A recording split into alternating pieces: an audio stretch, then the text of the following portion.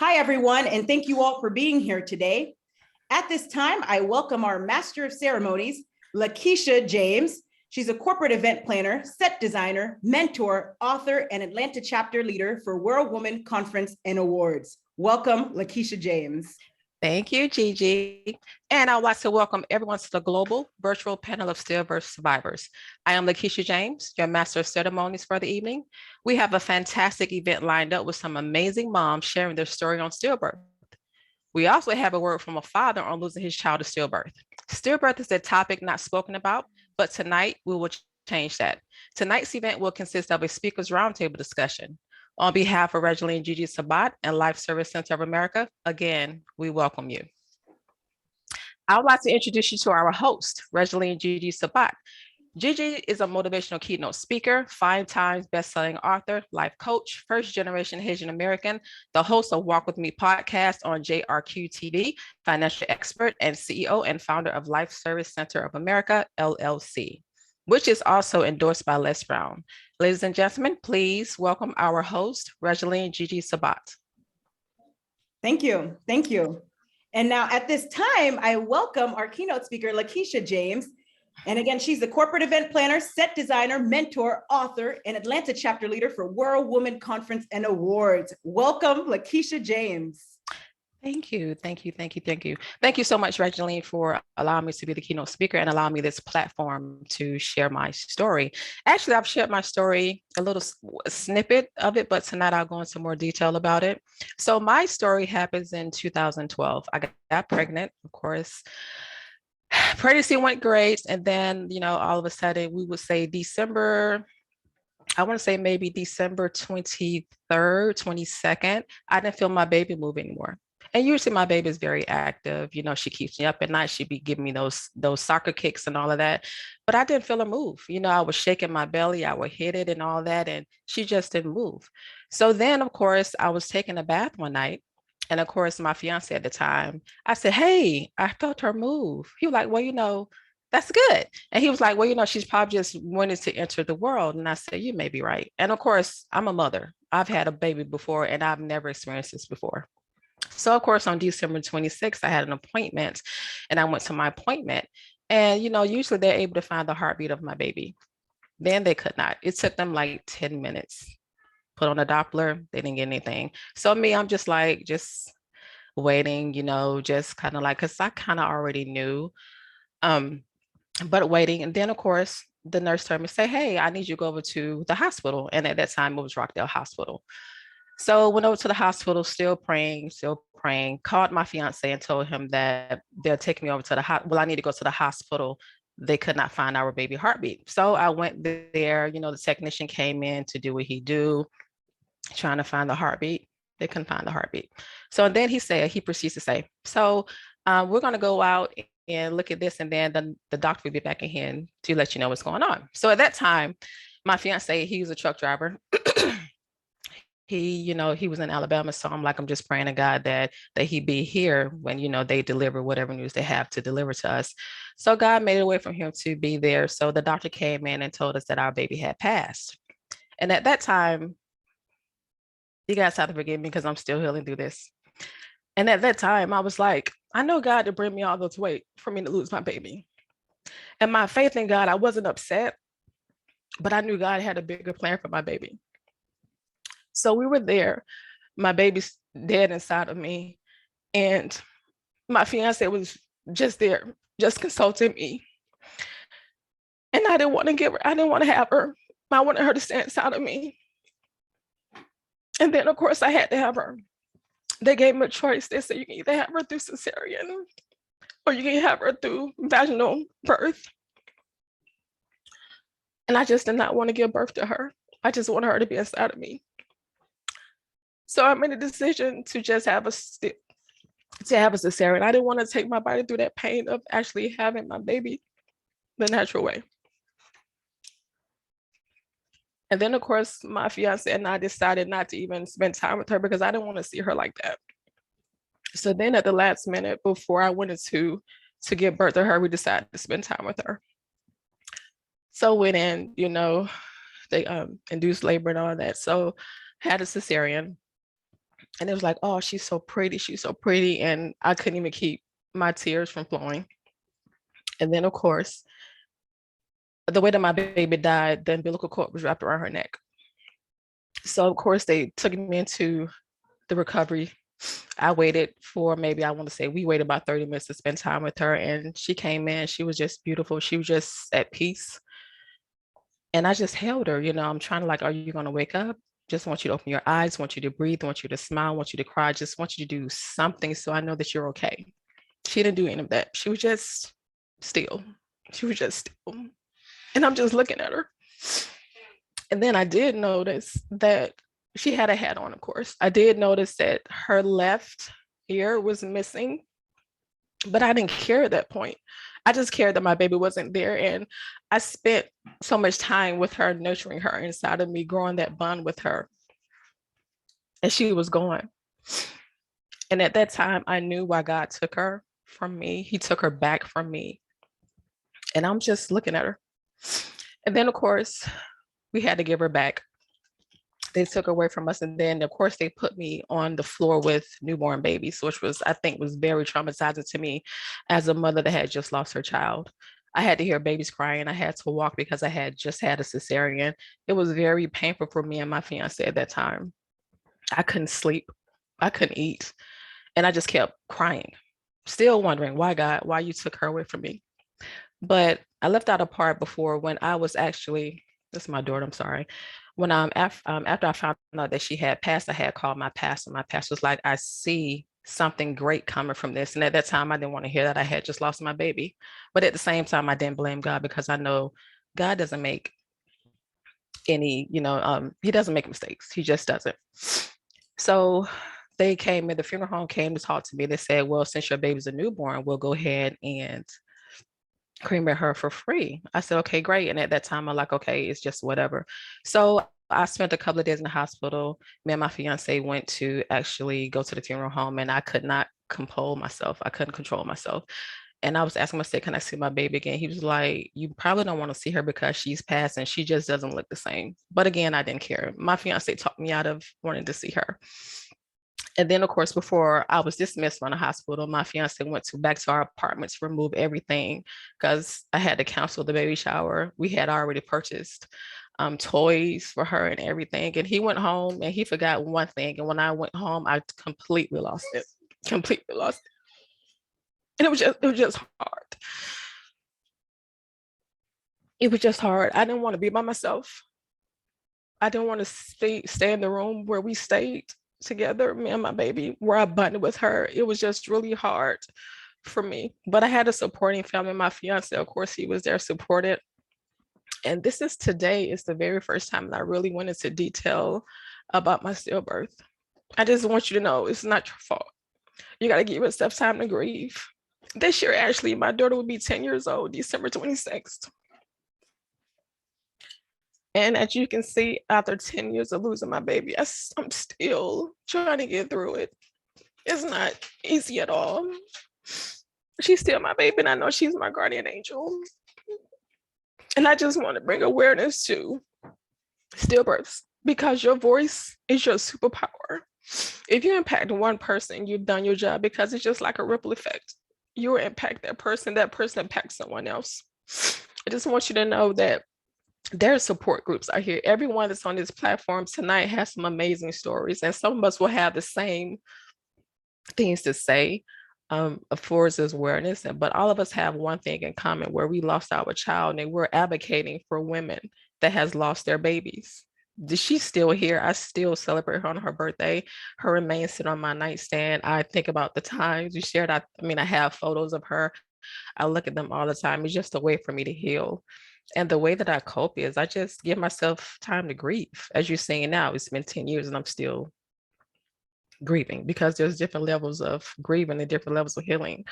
But I just want everyone to know my story. I hope I've impacted one person. And if you have experienced this, there is support. There are other couples out here that has experienced the same thing. We all support each other. Just like all these women on this platform tonight, we go through this together. We support each other with this. But thank you much, Gigi, for allowing me to share my story, really going in depth about my story from losing my baby. And I didn't mention to you guys, her name is Jocelyn. She's my baby. She'll be 10 years old this year. And I just thank God for allowing me for this platform, because I know if she was here, I wouldn't be able to impact the masses like I do. He knew the path that he had me on, and this is what I do. I encourage women, I inspire women, I uplift women, not even only women, just the world. And the platform that I am on today, I would not have been able to care for my child on this platform. So I just thank God. He has all the glory. And this is what my daughter Jocelyn said. She's making an impact in the world. She's not even here, but she's here with me spiritually, and she's my guardian angel. So again, Gigi, thank you so much for allowing me to share my story on this platform today. Thank you, Lakisha. So I got to co-pose myself. I have to introduce the next speaker. Our next speaker is Stacey Denberg. Stacy is the vice president and co-founder of the 2 Degrees Foundation, a nonprofit organization dedicated of impacting stillbirth outcomes in the state of New Jersey. As a mother of stillborn daughter, Stacy has felt the need to turn her tragedy into a purpose. Stacy and her husband Sean's firstborn daughter, Rhyan Ava, was born sleeping on January 30th, 2014 at 37 weeks gestational age. She has since become an advocate of maternal health, including infertility, maternal mental health, pregnancy and infant loss, pregnancy after loss, and parenting after loss. Over the past 6 years, Stacy has been invited speaker at RMA of New Jersey series. The Doctor is in the Stillbirth Management Conference through the Partnership of Maternal and Child Health of Northern New Jersey, and has testified for the appropriate implementation of the Autumn Joy Stillbirth Research and Dignity Act in Trenton. Her stillbirth story has been featured in New York Fox 5, Dr. Manny Alvarez, Ask Dr. Manny, News Blog, and in Hackensack, Mediterranean Health Views magazine. Stacy just recently became a Count the Kicks ambassador for the state of New Jersey. Stacy is a certified special educator and studied behavioral psychology at the Caldwell University. She is currently studying to become a certified bereavement and birthing doula. She also works part-time as an instructional facilitator and a teacher trainer at a specialized school for students with special needs. She is excited to help and educate and empower respected parents and providers about this life-saving campaign.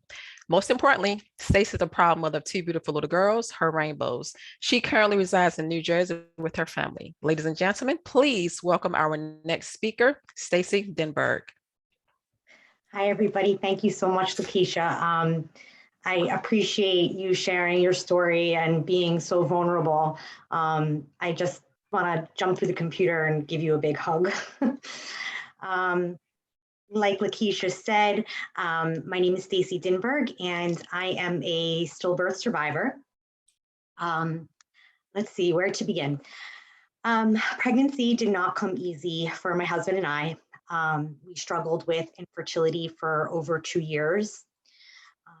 In 2012, I suffered from an ectopic pregnancy that resulted in the loss of one of my fallopian tubes, as well as the loss of my child. But I always dreamed of becoming a mom, and I was determined to make that dream come true. With some persistence, courage, and some help from science, I became pregnant through in vitro fertilization. I lived the next 36 weeks of my life in complete bliss. I enjoyed every moment of being pregnant. Each pregnancy symptom I experienced was a celebration, and every monthly milestone I reached was just a victory for me. Unfortunately, our incredible joy quickly turned into immense pain. During my 9th month of pregnancy, at an ultrasound, I found out that my child's heart was no longer beating. At first, I didn't completely register what had just been told to me. I asked the doctor, so wait, she's dead? I don't think I realized that something like that could happen, especially in this day and age. And nobody ever said to me that this would be a possible outcome. So I didn't quite understand what had really happened. Of course, my doctor started rambling about protocols and standards of care, throwing medical terms at me rather than really kind of offering me any type of support or empathy. He left me in the room to make my phone calls with really no explanation and no reason of what had happened. I remember calling my husband in pure hysterics, and he really couldn't even understand what I was saying. And I finally just shouted, "She's gone, she's gone." Later, I arrived to the hospital with my husband to deliver my baby that was no longer living. I was sent to the labor and delivery floor, which seemed like a cruel joke. The nurses kind of bombarded me with questions. They asked me how I would deliver the baby. Would I hold the baby? Would I agree to an autopsy? Did I want to name her? But I was in no frame of mind to answer any of these questions. We were scared, devastated, confused, completely overwhelmed, and frankly, in shock. Because I have a background in psychology, I asked to speak with a social worker, but at the time the hospital was understaffed and there was nobody available to speak with me. On January 30th, 2014, at 10:50 p.m., my daughter Rhyan Ava was born silently. You could have heard a pin drop in the delivery room. The silence was just painfully deafening. At first, I declined to hold my daughter and to see her. I was just scared. I was petrified. But a beautiful nurse changed my mind after she told me that my daughter was exceptionally beautiful. She was right. Rhyan Ava was perfect in every way. A true angelic vision that just took our breath away. Rhyan had her dad's nose, and she had my dark curly hair. She was a real full-term baby, our stunning baby girl. A social worker finally came to visit us the following evening, and she gave me my daughter's hand and footprints, a list of local funeral homes, a book that I could barely read because my eyes were so swollen from crying. She told me that the hospital was going to send me a letter to invite me to a support group, but there were many things that the social worker did not tell me. She didn't tell me that my daughter Rhyan was one out of 24,000 babies born still in the US annually, and that I was far from alone. She didn't tell me that my marriage would suffer and that couples who experience a stillbirth are at particularly high risk of separation and/or divorce. She didn't tell me how to deal with the family or friends who would avoid me for months because they just didn't know how to handle the situation. She didn't tell me how the topic of stillbirth is still so socially taboo and that even the medical community would have difficulty communicating it with me. She didn't tell me about the flashbacks I would have or the panic attacks that I would suffer. She didn't tell me about all the work I would miss or that I would be laid off for exceeding my allowed time off. She didn't tell me about the severe anxiety I would experience during subsequent pregnancies. And she didn't tell me about the tens of thousands of dollars I would spend on mental health care. The last thing that she didn't tell me was that I would spend the rest of my life honoring my daughter, memorializing her, and advocating for women who suffered the same tragic fate. The year after my daughter's birth was one of the hardest of my life. Depression doesn't even really begin to describe the sadness I felt. Some days it was difficult for me to get out of bed. I felt responsible for my daughter's death, and I was angry at myself for not being able to save her. There were times I didn't want to continue living without my daughter. I lost faith, hope, and there didn't really seem to be any light at the end of the tunnel. I desperately searched for answers of why my baby died and why this happened to me and how I could get support. But at the time, there wasn't much available. I just felt so alone. Another challenging time was when I became pregnant again. A crippling anxiety overtook my entire existence for 9 full months. I was mentally brainwashed by my harsh past to think that I wasn't going to be bringing this baby home. I felt robbed of the blissful yet ignorant experiences that went along with pregnancy. But with the support of an amazing medical team, trained mental health professionals and amazing nurses, some of the faith that I had lost in the medical community was restored. They taught me how to advocate for myself and my unborn child by asking questions and becoming educated by living a healthy lifestyle. I learned about an amazing scientifically proven stillbirth prevention method called Count the Kicks. That was a complete game changer for me. This method teaches women to monitor the movements of their baby and to speak up if they notice a change. Counting my baby's kicks in the 3rd trimester really helped ease so much of my anxiety. Once my rainbow was born, I often found myself using the term bittersweet to describe the experience of caring for a newborn after loss. With each happy first and milestone met by my newborn, an uninvited wave of sadness entered my head. I remember one time breaking down when I first gave my baby a bath. My mother said to me, "What's wrong? Why are you crying?" And at the joy that I was feeling at that moment was bullied away by the harsh truth that I would never be able to bathe my first baby.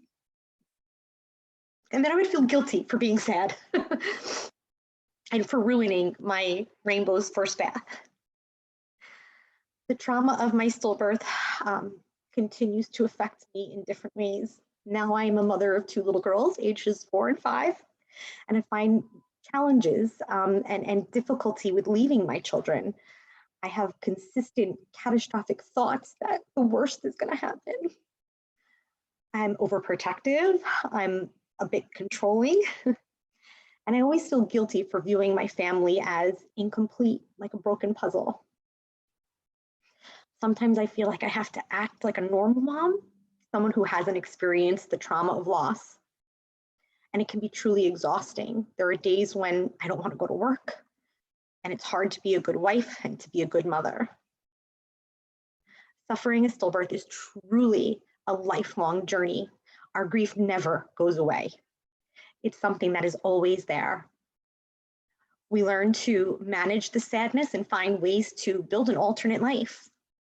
The past 6 years or so have consisted of me accepting my situation, learning how to appropriately cope with my grief, and acquiring the skills to live this new life that I have been given. My true healing, though, began once I was able to help other women and families navigate stillbirth. Speaking about my journey and educating others provided me with the hope I was searching for. I found peace in creating a legacy for my daughter despite how short her life was. Since the stillbirth of my daughter, I have been dedicated to telling her story, spreading pregnancy and infant loss awareness, and advocating for the empowerment of pregnant people. Shortly after I lost Ryan, I met another lost mom, and together we created the 2 Degrees Foundation. The foundation aims to create stillbirth awareness, empower expectant mothers, educate the community, lend peer support to bereaved parents, and to advocate for positive change in memory of our children lost.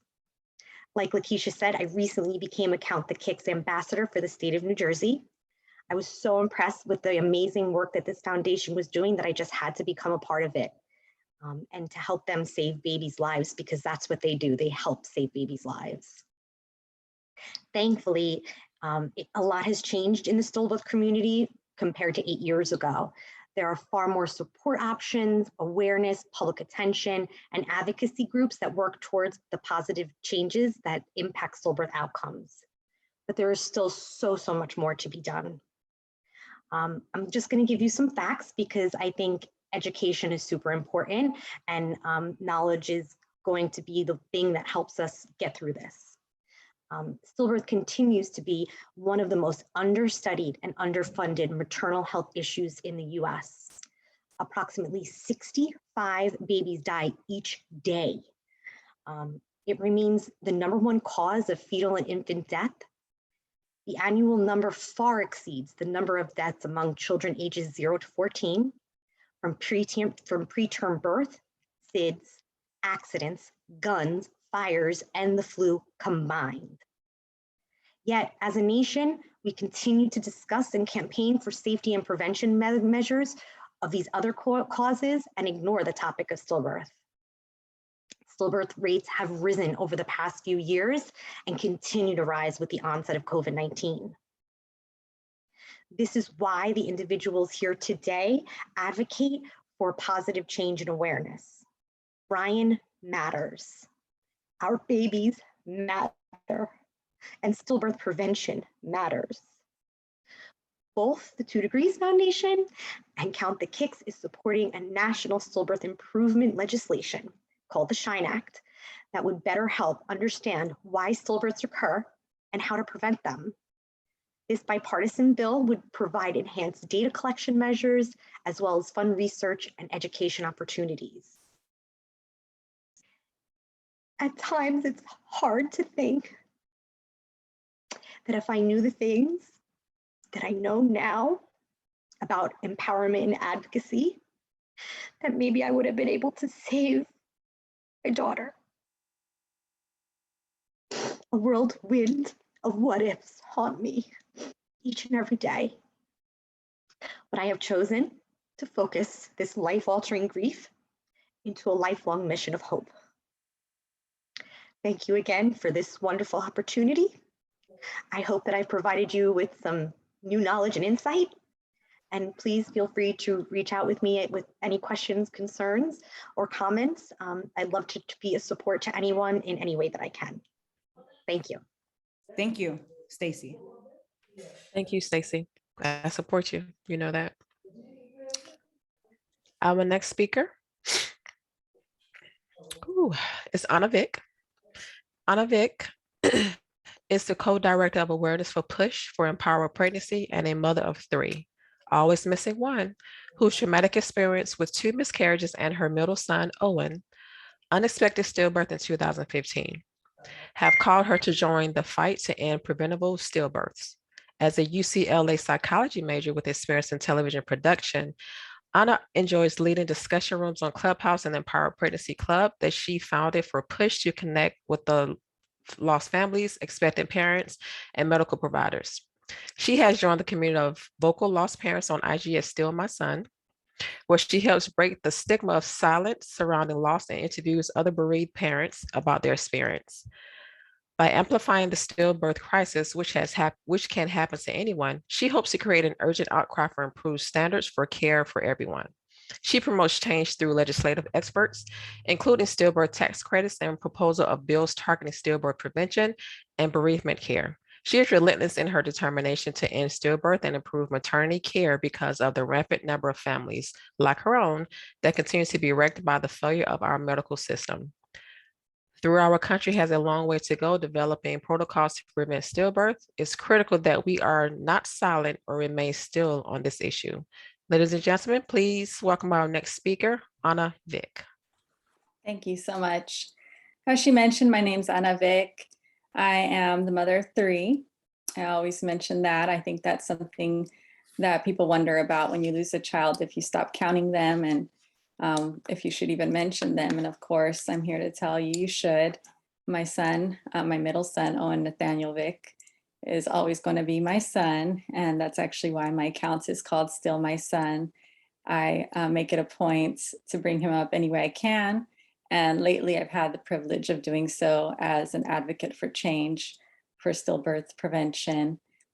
And I just want to go back, I guess, to the beginning of our lost story, like everyone else here. It was just a beautiful, perfect pregnancy. My second, I had a miscarriage before him, but I had no expectations of anything going wrong. The pregnancy was just like the first. I had a few things here and there, but I had good care and I had no reasons to be worried. And there were a few times where I felt a little different in the pregnancy. Towards the end, I started to feel a little bit weak. I told my doctor and he kind of wrote it off as maybe my iron was low. I just take some more iron, you'll be fine. I actually ended up quitting my job though, because I did feel like I was almost faint. And in that moment, I had no clue, like there was even a thing called stillbirth. I didn't have any idea that my boy could be in danger. So I just went along with, my doctor's recommendations and continued to take care of myself the same way I did for my other pregnancy. Then flash forward to the night that I lost my son. I actually was out all day. I was really busy and I was with my toddler, doing all the mom things. I thought this might be the last chance to do so much with her. Now she's going to have to share me.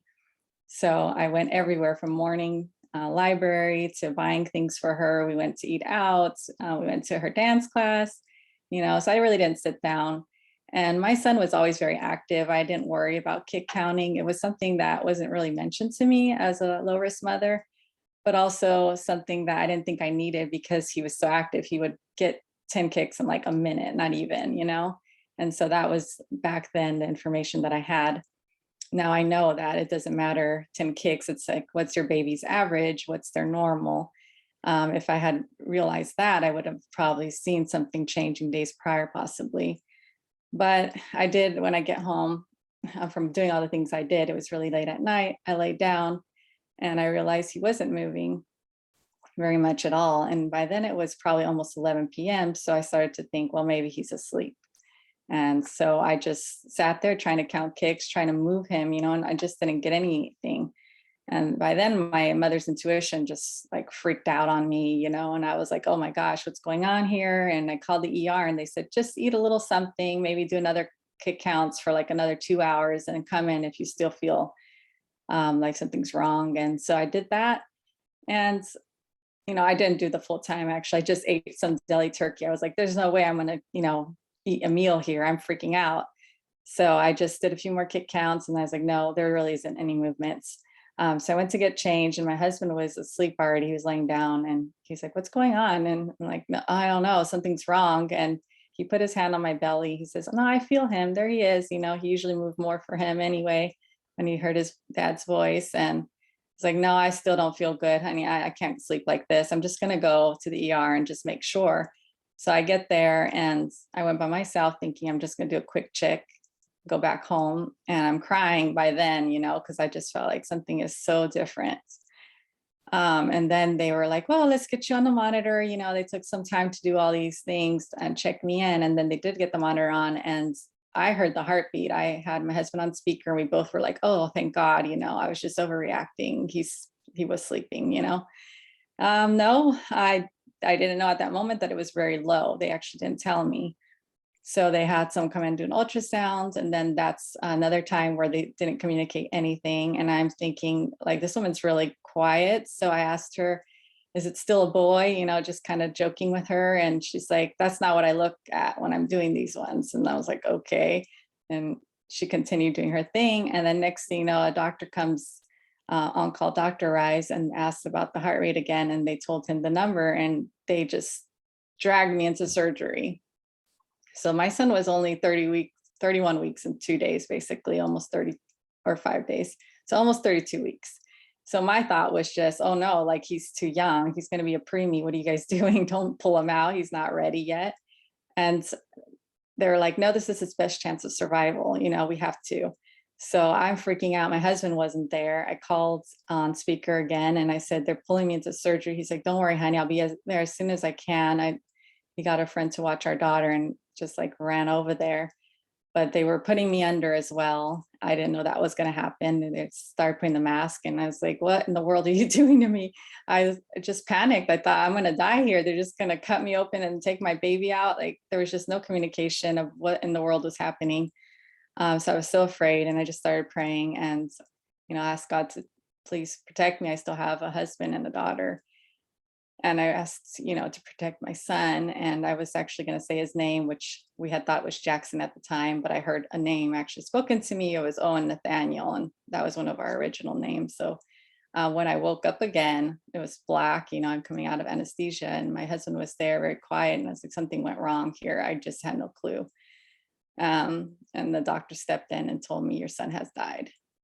And,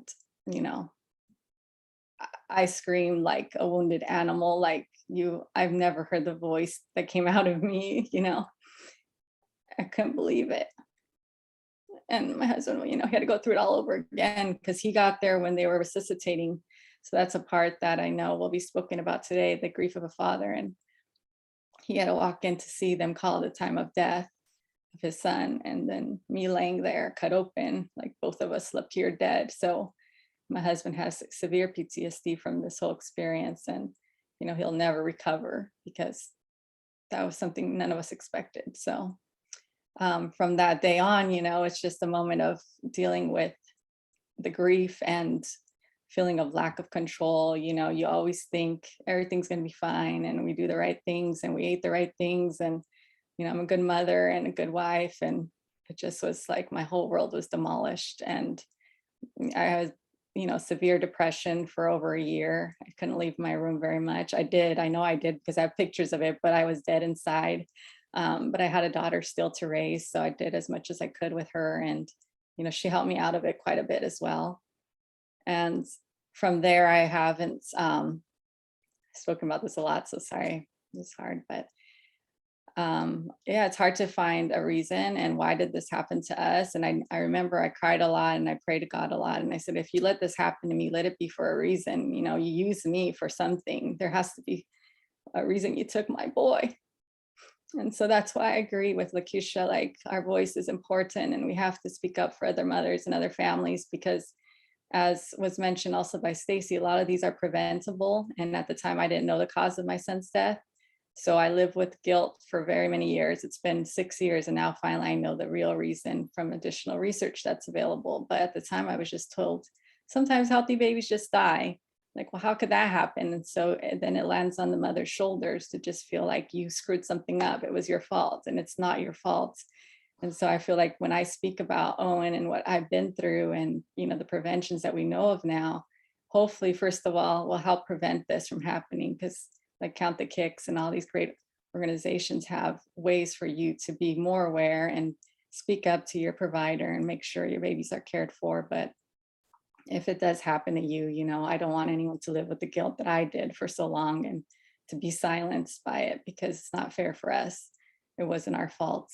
And that's why I'm now with Push for Empowered Pregnancy and just raising awareness and trying my best to make sure that we improve medical care as well. There's a lot of things that we can do better for families. And, there shouldn't be a reason why a almost full-term or full-term baby shouldn't be here alive if, it was so close to the ends. And we have rooms ready for them. I had breast milk that still came in, I gave birth. It just is the most horrific thing that people don't even want to imagine. And it happens. And like she mentioned, the figures, it's 65 babies a day in our country.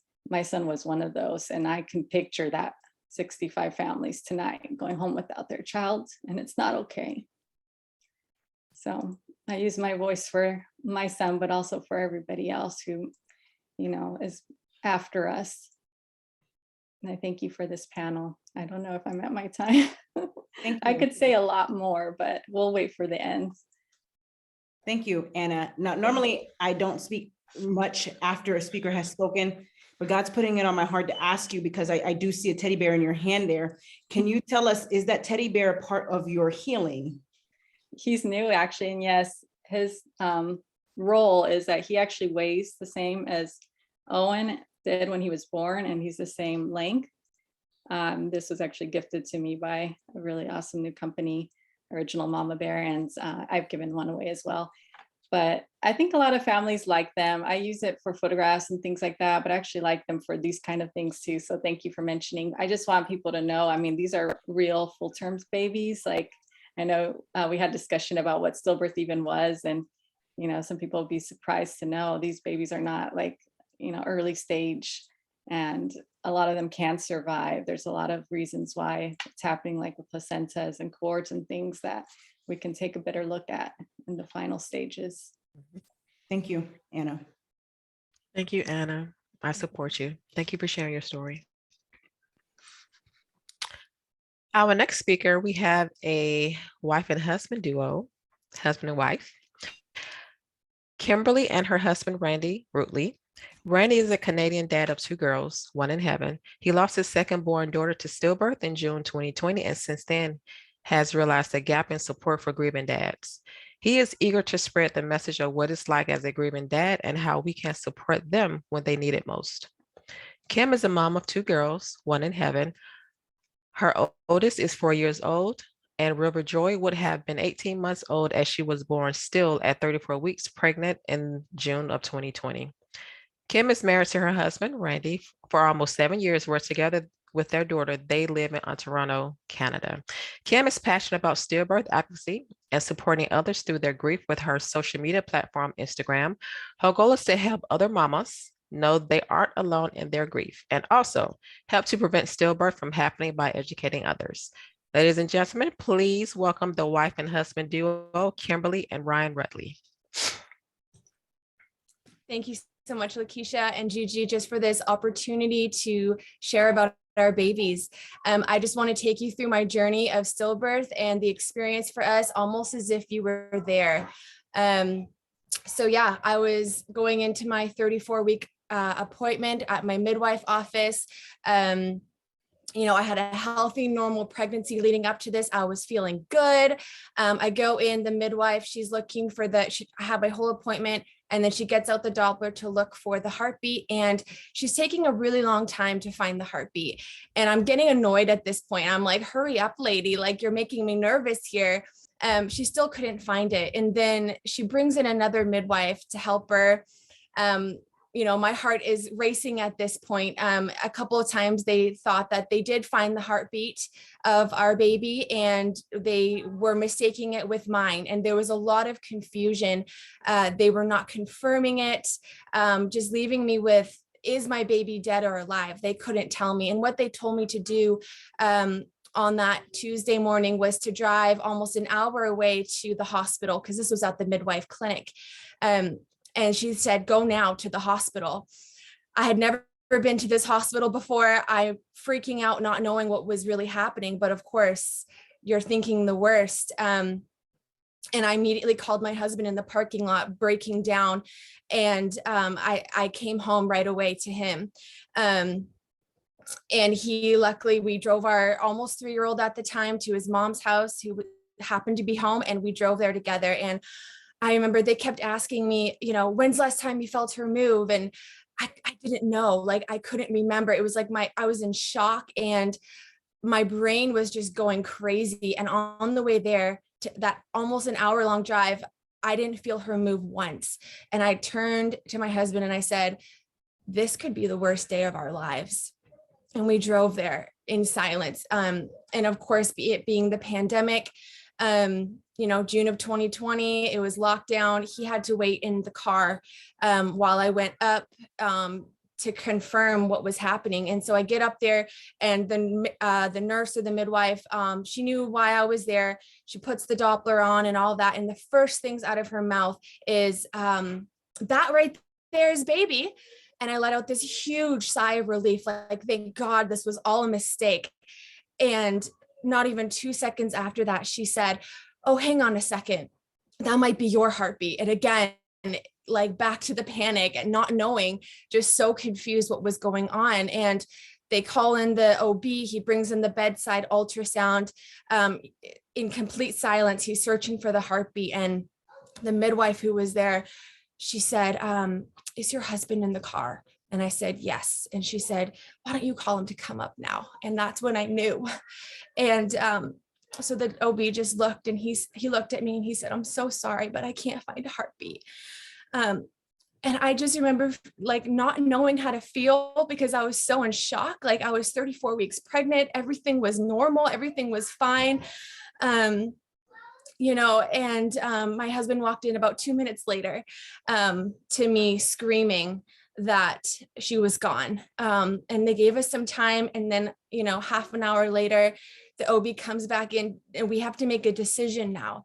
Are we going to be having a C-section or induction with natural birth? And I wanted a C-section because I had one with my first, and it was familiar to me, and it seemed quicker. But the OB really encouraged induction just because it's safer for me.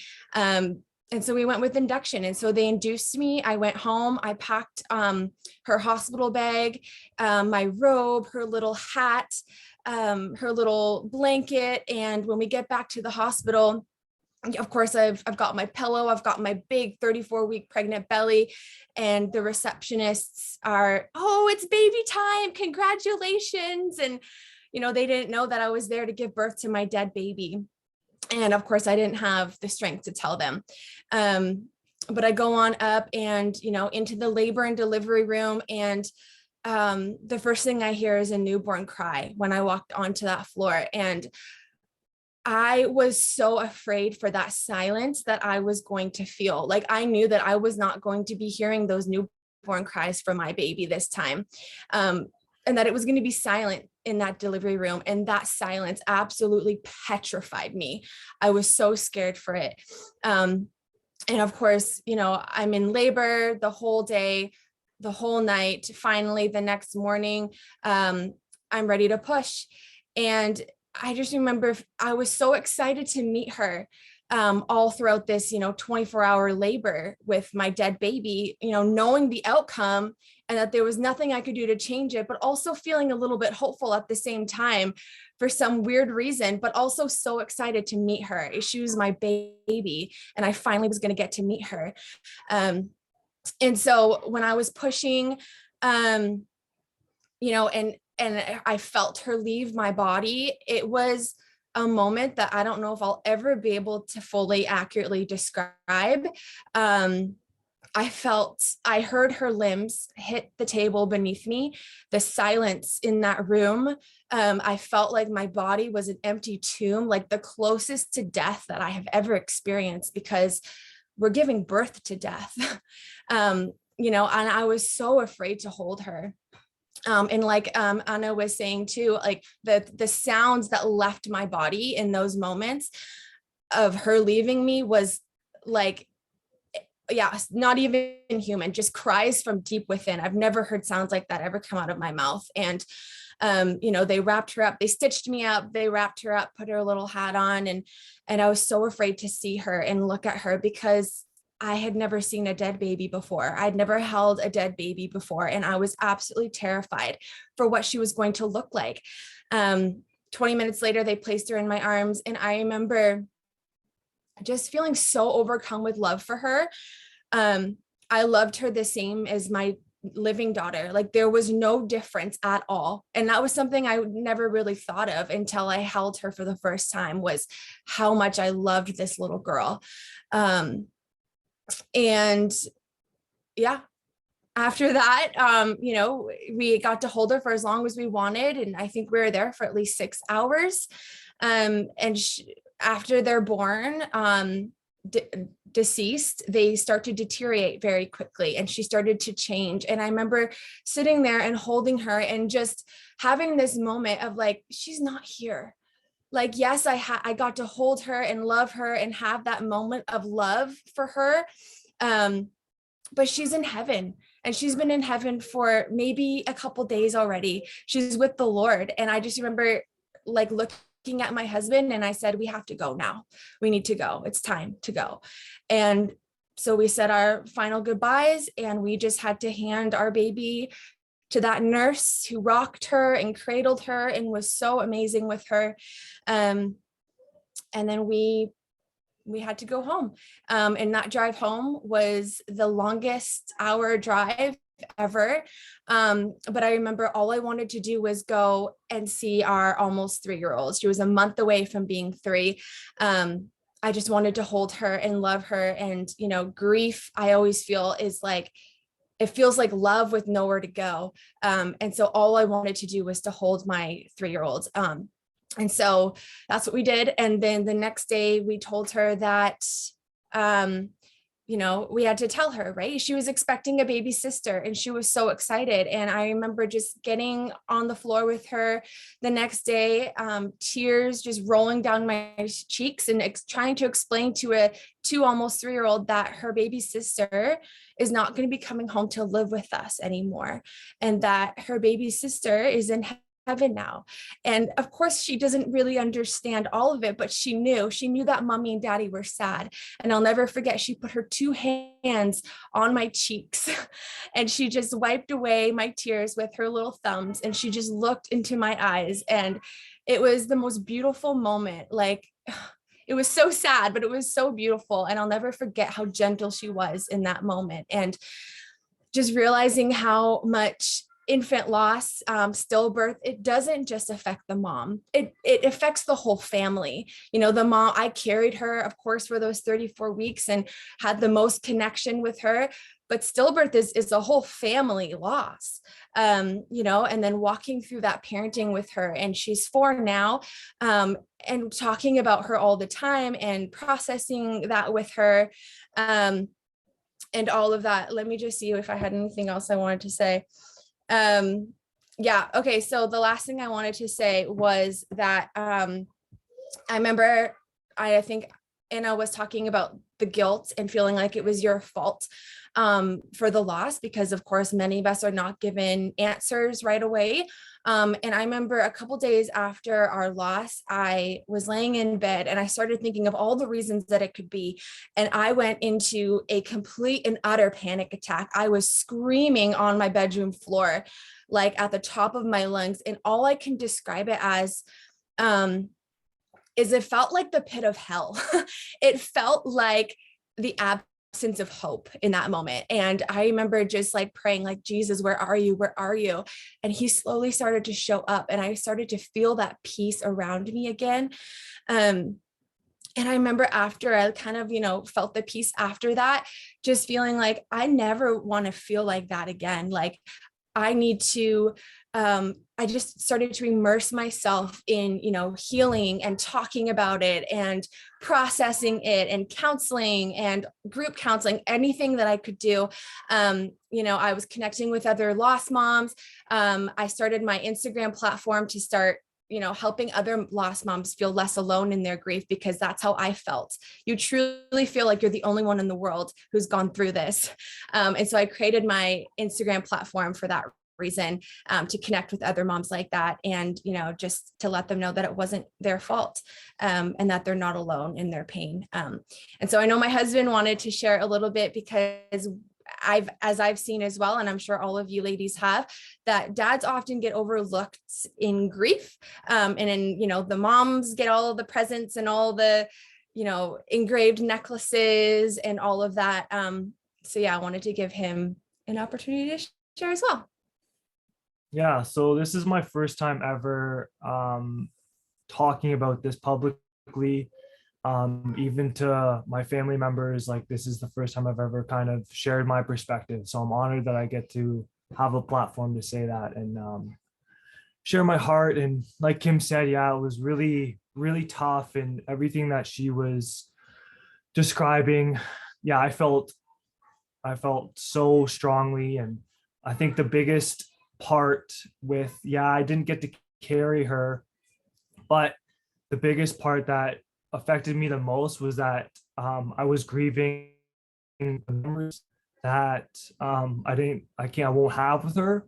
I won't get to walk her down the aisle, which was like the first thing that I thought of when our firstborn was born, and I held her. I had the image of walking her down the aisle, and it made me cry. So I grieving that, not having those moments. And the whole time Kim was pregnant, I was picturing, oh, okay, another girl, I can have multiple tea parties and painting my daughter's nails and doing all those things with her. And then, yeah, once we got that news, it hit me like a ton of bricks that I won't get that.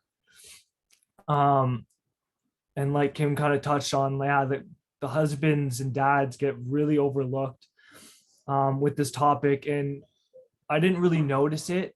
I figured it was just loss. So like when loss happens around, and people around you kind of, I mean, it's sad to say, but lose interest. Like, they care for the most part, and there's a select few who really care and invest time, but for the most part, people just go about their lives normally. And so I've been through a lot of loss, with my dad dying when I was 20. Yeah, Kim's dad dying a couple years ago, and yeah, just a lot of loss. And so I just kind of thought that was what it was. And then what really hit me was at the funeral when Kim was, a lot of people were talking to Kim, and a lot of people were just coming up to me and saying, oh, I'm so sorry for your loss, and then moving on. And then it was everyone talking to Kim and, being compassionate and just hearing her heart and giving her a space to talk. And I didn't get that. And that happened very frequently. And so I kind of took that as, okay, I need to be the man and I need to be there for Kim and support Kim. And I just need to grieve and find time to grieve for myself, by myself. So I would wake up early in the mornings or late at night. I'd cry myself to sleep or wake up super early to pray and to just cry out to God and kind of get it out. I did a year of that. And then on Christmas Eve last year, I was putting Moravia down, my daughter, firstborn, and I had a crazy panic attack. And it lasted 12 hours off and on. I calmed down, went to sleep, woke up with it again. And then it took me, 6 hours of that day praying and calming myself down, and then finally getting to a place of like, okay, wow, that really, where did that come from? And recognizing like, okay, I didn't actually grieve. I didn't get a chance to grieve. I didn't get that space.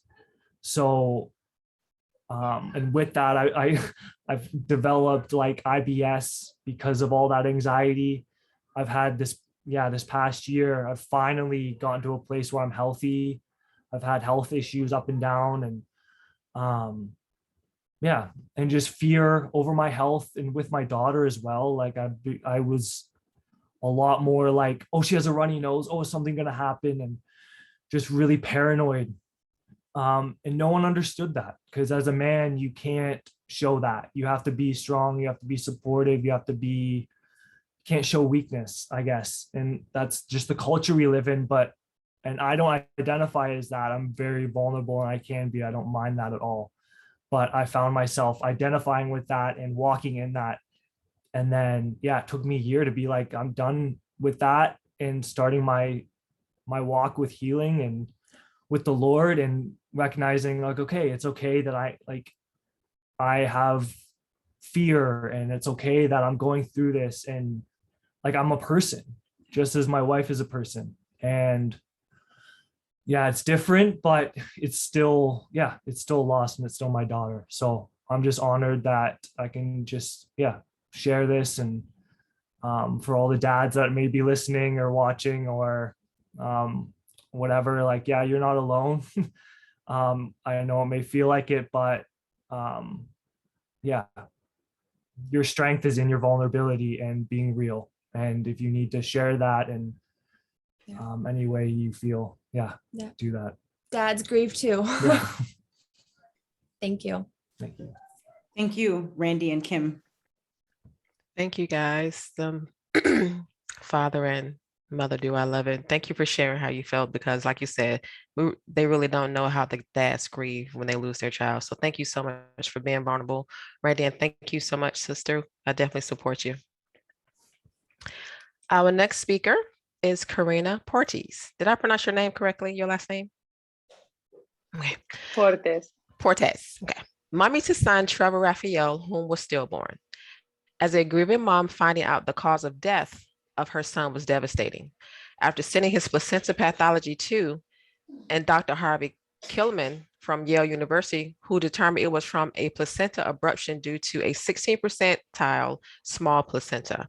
In other words, this could have possibly been prevented if my baby placenta was measured during the pregnancy, which unfortunately is not standard care in the United States today. There are 23,000 babies a year that are stillborn just in the United States, and a lot of them are preventable, making measuring the placenta standard care would have saved my baby and many more. Today, her family have to live with this ongoing grief and trauma. Ladies and gentlemen, please welcome our next speaker, Carina Cortez. Hello, and thank you everybody here. Thank you for making me stronger and being able to speak to this on this. on this platform and Anna's platform. It was February 2021 when we found out we were pregnant with a third baby, which is Trevor, a mom to three. Trevor Rafael was not planned, but wonderfully welcomed to the world. We were expecting him. Everybody was expecting him, was excited for him. It's been 8 years. My youngest is 8. So it was a wonderful surprise. My pregnancy was completely perfect. I had a textbook perfect pregnancy, as they may say, right? I never missed an appointment. I went to every scan. My previous pregnancies were good, so I didn't think, this was even a possibility. I didn't know about this, and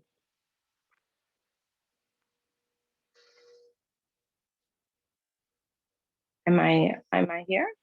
Yes, ma'am. We can hear you and see you. Okay.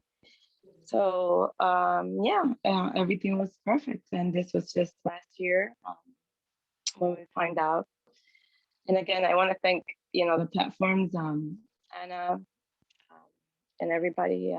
Measure the placenta, and that makes me much stronger. And just listening to Stacy now, just want to say that this does make you stronger. Just talking and advocating for other babies that can actually survive. So going back to my baby, after 32 weeks, the doctor decided I didn't think I was high risk at all. I was always been low risk pregnancy. Everything was well. After 32, they started doing a scan a week. At 37 weeks, I went to my last scan where that's when I heard Trevor's heartbeat for the last time at 37 weeks, and everything was fine. And the doctor said, "Well, everything was good." I'm like, "Yeah, he's moving so much. He's so active in there." Which later I found out that it's also a possible, way to find out if the baby's in distress, right? So yeah, baby's good. He's moving. He scanned. Everything come out good.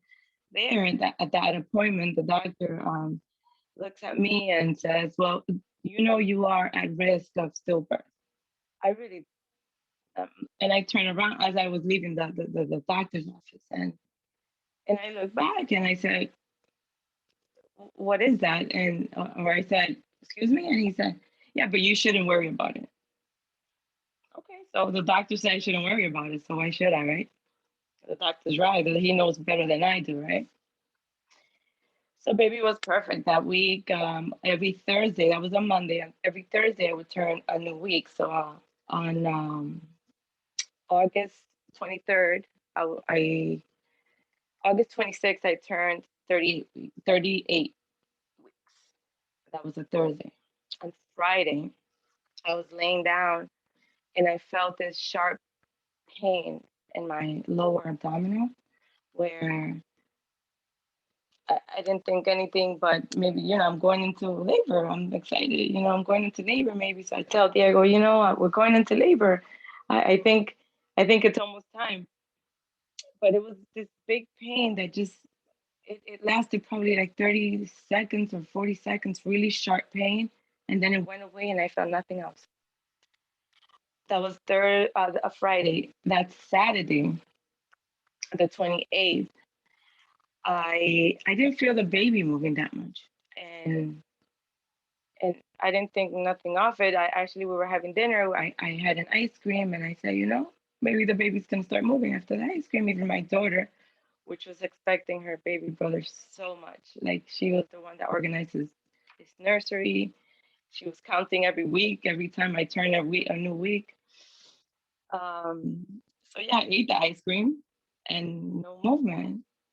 So unfortunately I waited, and on Sunday I left to the hospital, and as they were bringing me in, asking me all the questions and all the medical questions before they put the Dopplers and all the preparation to hear the baby's heartbeat. I'm laying there, and one of the nurses come in, and she tries to listen. Already, I'm a little bit scared. It's just the mother intuition, like all of us said. I felt something was wrong, but never this. You never think it's that your baby's gonna die. So the nurse leaves. Another one comes in. She tries to find it again, and nothing, nothing. And I just see the commotion, like all the nurses kind of talking to themselves. And I'm just scared here. My husband's like sitting next to me. He's like, "Don't worry, Trevor's strong. He's okay." They'll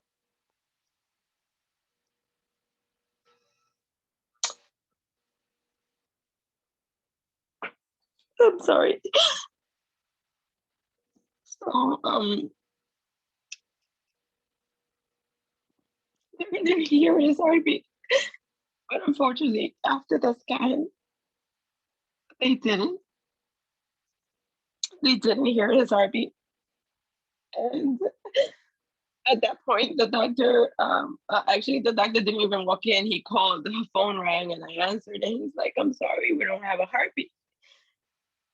And I'm like, "Excuse me, what does that mean?" So that's what it means, right? Baby's not here anymore. And then we were given the option to have a C-section.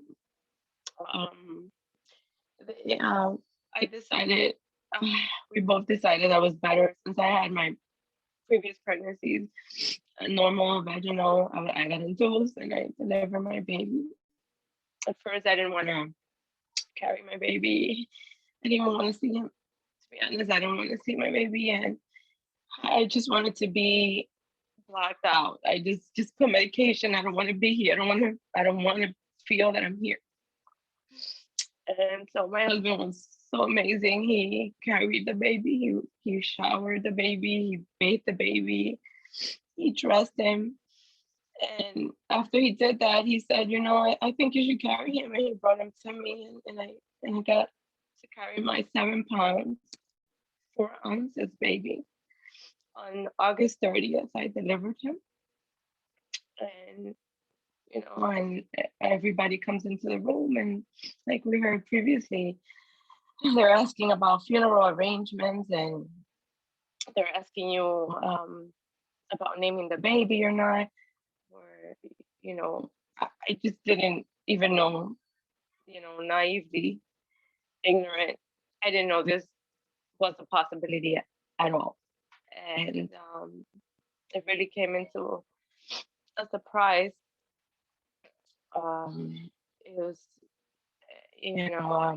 very sad, and I really am blessed to have this platform and to have people like Anna that made me really stronger and be able to talk about it. My family has been there 100% for me during these times. And I just want to be here because if I can save a baby,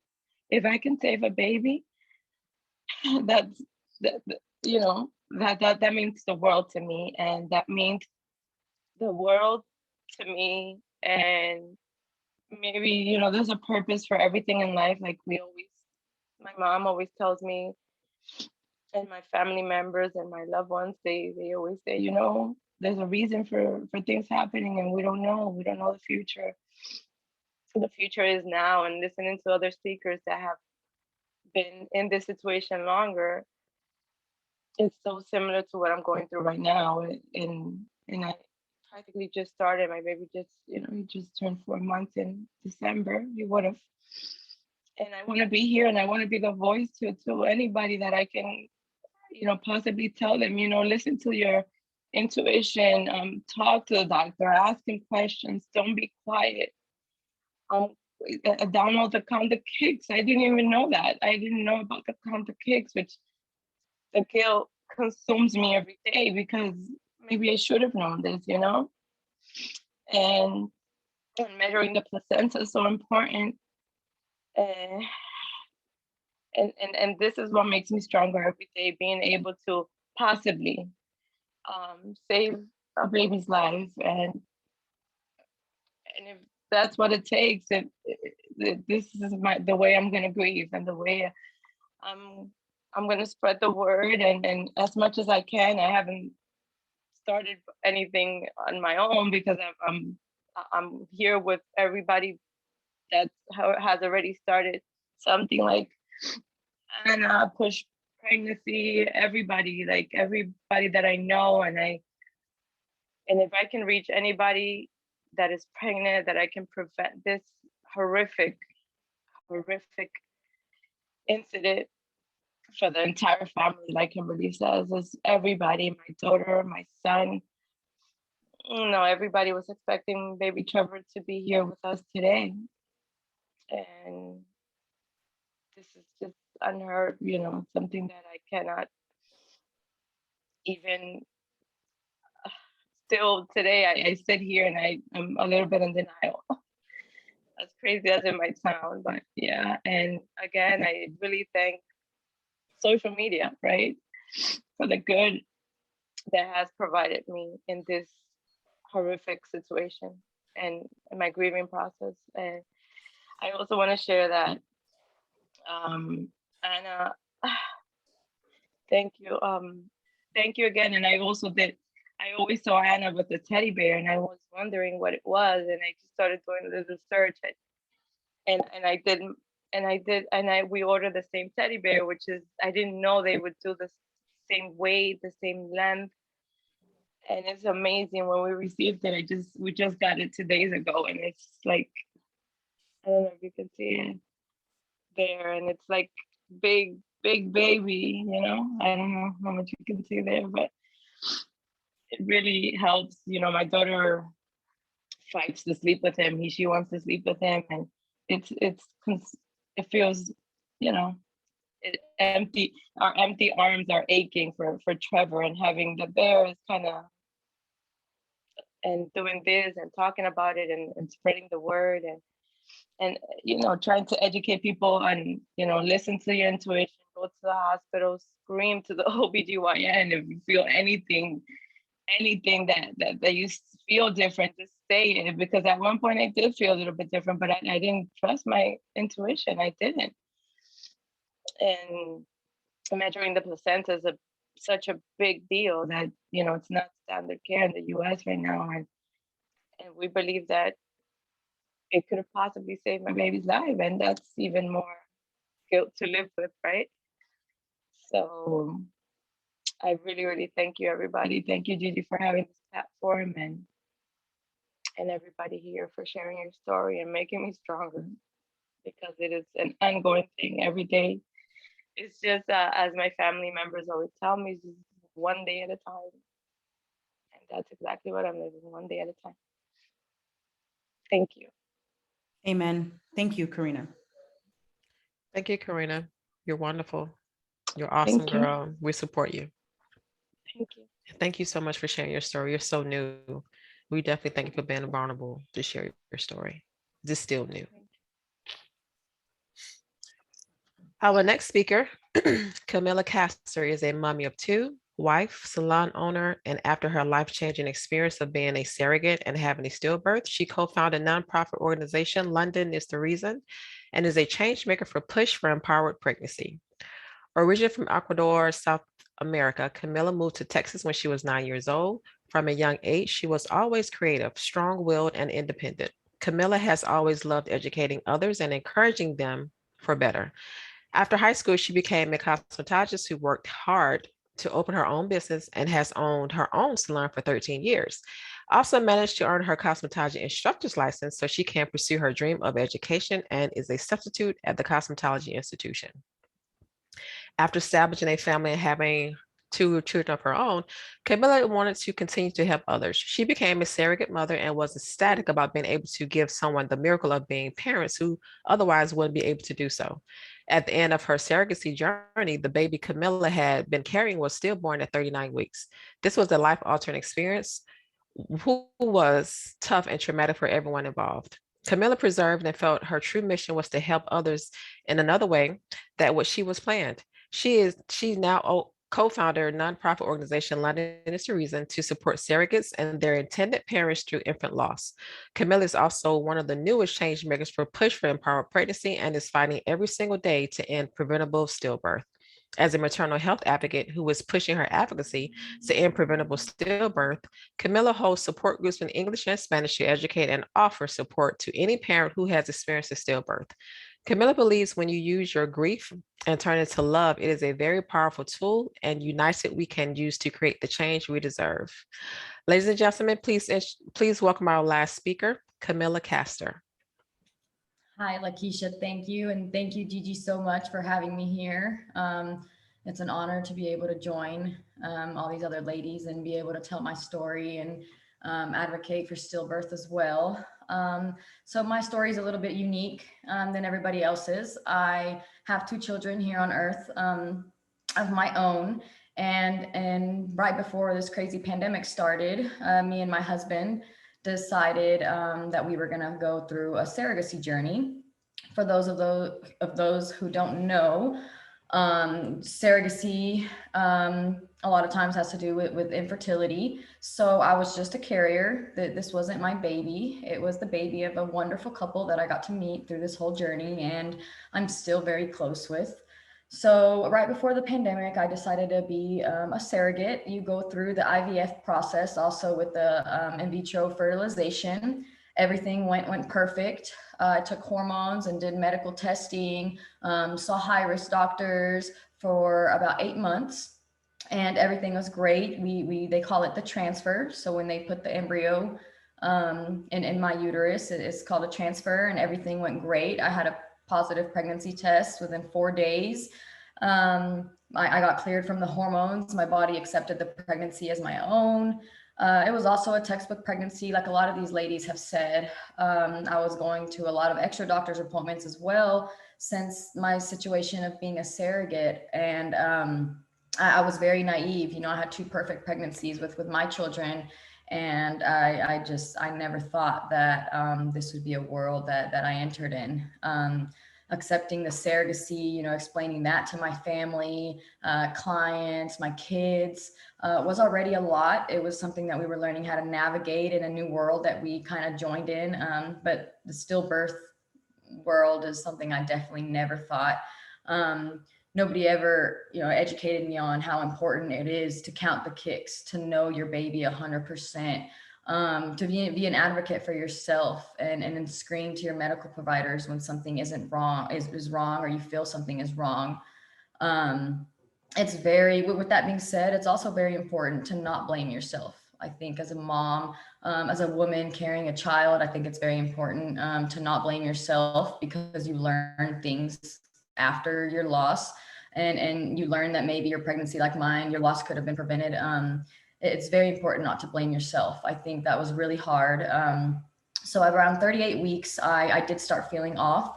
I had a perfect pregnancy up to that day. And all of a sudden, I started getting very nauseous. I started throwing up. I didn't gain any weight. Things that to me felt off. I didn't experience any of this in my first pregnancy, but I told my healthcare providers, they reassured me that it was normal and that everything was okay. I had my last doctor's appointment 5 days before my scheduled C-section date at 39 weeks. I had a scheduled C-section because I had 2 prior C-sections with my own babies. So we decided that was the best option for baby London and myself. So it was, you know, it was very exciting. Both of our families got together. Stillbirth is something that affects a whole family. Like I've heard a lot of you say, not just the mom, not just the dad, not just the carrier. It affected my husband, my kids, my parents, my brother, their London's parents as well. Their whole entire family has been tragically affected by this. And so I went in on the day I turned 39 weeks. I went in super happy to the hospital. I had a very weird feeling inside me, just because I couldn't wait to hear the heartbeat. I just wanted to be sure it was there, because I have been feeling so off. And when I got to that hospital, they hooked me up to the monitors. They no longer at first. They also thought they heard a heartbeat, which I've now learned. I think it was so recent to my scheduled date that my placenta was still beating. So it was not the baby's heartbeat. And the nurses didn't know what to do. You know, they hooked it up. They were saying maybe it was the Doppler that didn't work. They tried one of the home Doppler looking ones that they have, and they still couldn't find it. And they said maybe that Doppler was broken. And they called another doctor, and he sonogrammed me. And all of a sudden, everyone got very quiet. He just said, I'm sorry, there's no heartbeat. And he left. And at this point, you know, a lot of the decisions weren't left to us since we weren't the parents of baby London. And so it was very hard. They left us in a room for what seemed like an hour more by myself with my husband. Nobody came in and nobody came to explain to me why. I kept asking, can they resuscitate her when she comes out? Are they not even going to try? Why did this happen? What did I do? I think it was the only time during my surrogacy that I felt that I couldn't no longer protect this baby, and that I felt that I was failing at the job I signed up for to do, to give these wonderful people the opportunity to be able to become parents themselves. Which, like I said, as a mom, I think we all know that a parent's love is just the strongest thing that there is in this world. There's no other love like it. And therefore, it's just very mind-opening. You know, my doctor, I asked at the time, or one of the things she was able to answer, I asked her, does this happen all the time? And she said, no, it's just so rare. And that was the few things she said. I had to go through the C-section. So I sat in a cold operating room for an hour while they were able to get the baby out, and it was silent. All I could hear was the doctor and the nurses and everybody crying. Nobody was saying anything to me. Nobody was talking to me. And it was just very scary. I was there, you know, cut open. I kept thinking in my head that something was going to happen to me, and that my husband and these poor parents and my parents were going to have to deal with that loss as well. And I managed to remain calm. It was very lonely. I think, you know, I learned recently that a stillbirth happens every 16 seconds in the world, almost more often than any other tragedy you can imagine. And it's very little spoken about it. At first, especially because of our unique situation, I just felt very lost. I wasn't sure on what to do. I didn't want to leave. I didn't want to talk about it. I had so many people, clients, friends, waiting to hear the story and waiting to hear and see pictures, just because it was so unique. And it was just such a cool experience. A lot of people were following my journey. This was, you know, I only planned to do this once. And so I was documenting everything, and all my clients were following me. And it was just so cool, you know, that I had so many people involved. And when this happened, the anxiety is definitely real. Nobody talked to me about anything. So after 20 hours, my doctor came in the first time she came to see me, and she said, okay, well, you want to go home? And that was it. Nobody else said anything to me. I felt like I had no support. I called my surrogacy agency. They said they've never heard of anything like this happening. It was a very lonely road to walk in. And I think that a lot of things can be done. It's very painful for a lot of parents, a lot of moms, to be able to talk about this and talk about their experience, because it was so horrible and so traumatic. And I think that's what led me here to push and to be here with you guys on this panel today. As a surrogate, as a mom of my own, I chose to be strong and to move on. And like I said, to use my love as a mother instead of my pain and grief, to be able to speak for babies like London, and for parents who can't yet use their voice and who are so hurt they aren't able to tell their story. I think it's so important. You know, about 55% of women aren't told how important it is to keep tracks of your baby's movements. You're told that if the baby's moving, everything is okay, and that's it. And there's a lot more to it than that. No one ever told me when I left the hospital what to do with all this milk that I had coming in. I started pumping, and then I didn't want to pump, and then I would have to pump again, and I had no idea what to do. I didn't know who to go to, who to call. Thank God for my family as well. That was very supportive, and London's parents have been such a rock to me while they're grieving themselves.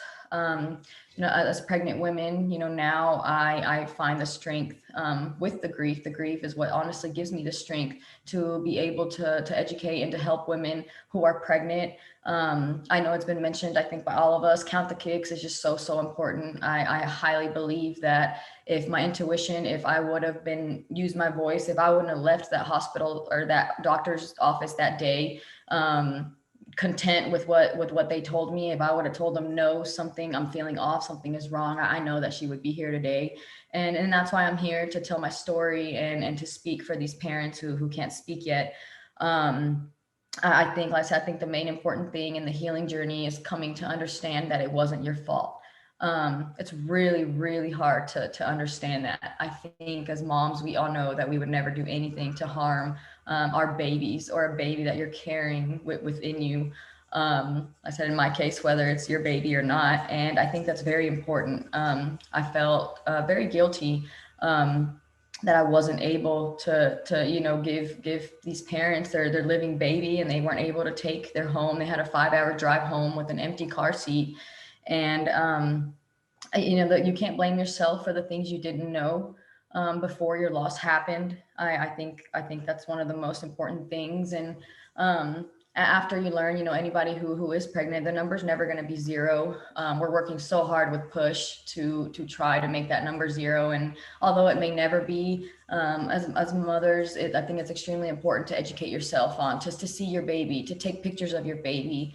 Nobody also told me that as well at the hospital. If it wasn't for London's mom bringing her to me, I think I would still have that in the back of my head. What did she look like? Did I really do this for these people? Did I really have a baby? What was she like? And I thank them for bringing her to me, because no medical professional there ever told me these facts, didn't tell me that this is good for the healing and the grieving process, and that it's normal to feel guilty, and all the facts that I now know. And as a mom, I think it's also, I think you have to come to point to be, it's okay to talk about it. It's okay to grieve your baby forever, for 10 years, for 20 years, for 30 years. This is your baby, and we don't need to be, scared or anxious to talk about it. We need to change the stigma, and we all need to be together. A stillbirth every 16 seconds, it's just such a huge statistic. And I think if all of our mothers' love and all of our grief was put together, I think we would get closer to ending this horrible pandemic. Really is what it is. It's a silent pandemic. And I said the number may not be zero, but a lot of our babies could be here today. And I hope that this reaches, like a lot of y'all said too, if it reaches one person, I think that's a step in the right direction. And I think speaking my voice, although at first I thought was only going to be hard and bring me anxiety, I think that's what's helped me grieve and become what I am today. Honestly, London has changed my life, has changed the way I speak, the way I talk to people, the way I encourage women, the way I help women who say they're scared to be pregnant or, going through a loss. I think it just helped me be able to do all that, and seeing things in the little time that I've been a lost mom, surrogacy lost mom. It's just been so many wonderful things that have been done, like the Shine Act for 2021, which we're waiting to pass. And I hope something like this, if you listen to it, you're able to go and you're able to vote for something like that, or see who your representatives are, who you are voting for the Shine Act. It is to fund research for stillbirth. The numbers of stillbirth are still climbing, and it's just such a bad tragedy. It affects everything. It affects mental health, postpartum depression, families, marriages, children. And we all have to get together as moms and as women to be able to stop this and talk about it. And for ourselves, I'll end with, today my husband asked me, do you feel like this makes you more sad, or does this help you? And I said, no, I think this is the reason why I've been able to use my sadness into strength and support. It's so helpful to talk to other women that have stories like you, and to speak to them, to bond with them, to cry with them even, and to know that you're not alone. So I appreciate every one of these ladies that's here today. It's been so helpful in my healing journey. And I think, we're only going to better the numbers from here. I think we have such a strong force just with the women that I've met. And so I look forward to spreading the word and awareness and helping and seeing that number be reduced in the future. So I thank you again for having me today. It was a pleasure. Thank you, Camila. Thank you, Camila. Thank you for sharing your story. So now I want to give a shout out to all of our sponsors that sponsor the event. Rhyan Ava, she is the founder of World Women's Conference and Awards. Women Entrepreneurs TV Changemakers Coach and Public Speaker, Michael D. Butler. He's the CEO of Beyond Publishing, book publisher, global speaker, and media coach. Danielle Gomez, keynote speaker, corporate trainer, executive coach, confidence architect, and author. Melanie Ake, she is the founder of Everyday Leaders, professional coaching and consulting, and yours truly, the Master of Ceremony, Lakisha James. I am a corporate event planner, set designer, mentor, author, and the Atlanta chapter leader for the World Women Conference and Awards. So now we're going to move into our roundtable discussion. Are you guys ready for that? Yes. I'm excited about it. So my first question is, how do you guys cope? I know for me, like I said, this is really the first time I've actually went into detail about my experience. I've said a little snippet to it to Stacy because she had me on an interview last year, but I really never went into detail about it. And I think for me, my coping would be just learning to allow yourself to grieve, right? Allow yourself to grieve and talk about it. How do you guys cope with the loss of your babies? Let's put our hair down. Just how you guys cope. It's an How open do you get through? How do you guys get through? So one of the things that I feel I have done to help me cope is definitely to be okay with grieving and to allow yourself to feel sad whenever you need to. I think that everybody grieves differently, so there shouldn't be a timeline or, a specific way in which you need to grieve. Don't worry about any of that stuff. Focus on yourself, focus on your family. Somebody on the panel said, one day at a time. And I think that is such an important thing to hone in on. It's each day, every day, one day at a time. Of course, grief kind of goes in waves, sometimes it's really strong and then sometimes there's days where you're feeling okay. I think accepting your grief and understanding that this is now a part of your life has helped me cope and helped me with my grief and to push on and to create a legacy for my daughter. I love that. Anyone else want to take that question? I agree with Stacy. I think definitely part of almost like accepting that it's okay to not be okay sometimes. Accepting that, it took me a lot to accept that, the anxiety I had about going to work and telling people until I got to the point where I said, it's okay if I shed a tear or if I'm telling my story and I cry. But another thing I think all moms have trouble with already, whether you experience a loss or not, something that London really taught me is to not forget about myself. I tend to do a lot for other people, and especially throughout my journey, I was very worried about everybody else but myself. And I think my loss just really was a slap in the face to me that I need to worry about me. So if you're in that bad mindset, and you're going to a bad place, or you're in that dark hole after your loss, it's okay to leave your kids, playing by themselves for a second, obviously if they're old enough, and go take a shower for yourself. Or journaling. I would wake up sometimes 30 minutes early so I could cry and journal. And it's okay to do that. It's okay to take a break, from your husband. And I also started cross stitching. I found that it was very important for me to have my head in the right place. And that was one of the things that I can do that I can't think about anything else because I suck and I have to concentrate really hard. And so anything you can do for yourself, I think as a lost woman now, I just think I just can't express how important enough for your healing to just remind yourself of yourself. And for those 6 months, for that year, until you're able to get to that place of peace, I think it's so important to just be kind to yourself and to remember that you matter, and nothing else matters around you if you are not okay, if you're not in a well mental place. And I just think that's really important to just take the time to take care of yourself. I love that. Thank you, Thank you, Camilla. Lakeisha, just I have a question for Camilla. Go ahead, Kim, if you were going to answer that question as well. No, I was just going to add on, to realize that you don't have to do it alone. It can be a really lonely experience, stillbirth, and just knowing that there's resources out there, and that you really don't have to suffer alone, and that you can reach out, counseling, connecting with other lost moms, group counseling, whatever it is, like, don't suffer alone. And that's been a huge thing for me and how I've been able to cope. I love that.